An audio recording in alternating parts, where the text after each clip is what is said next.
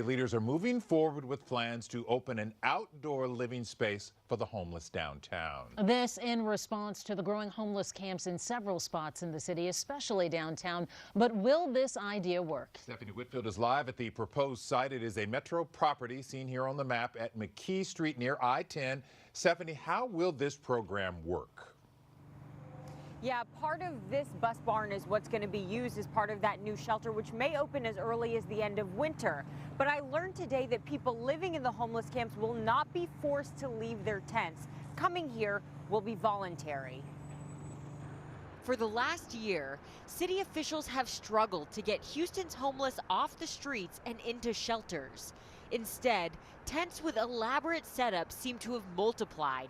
Frustrated neighbors say the crime and trash has too. Is there a place that can meet their needs and be safer for everybody? Marilyn Brown with the Coalition for the Homeless says that place could be north of downtown at a property owned by Metro.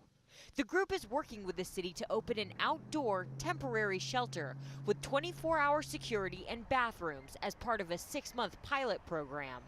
It'll be low barrier, which means if you are drinking, if you have a drug problem, there really are so few restrictions as long as your behavior in that congregate shelter is not disruptive to others. But going there will be voluntary, and people in these camps have repeatedly turned down shelters, choosing to stay here instead.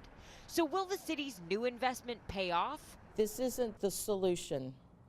This is the interim holding place while we're waiting on the solution.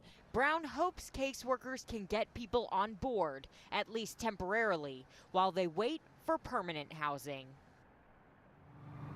This is just the most recent attempt to reduce the number of people living in these homeless camps. You guys may remember that earlier this year, the city council passed ordinances banning tents and aggressive panhandling, and the city was sued by the ACLU as a result.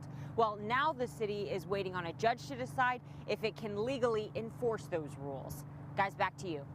All right, Stephanie Whitfield live downtown. Thank you so much. And we are continuing.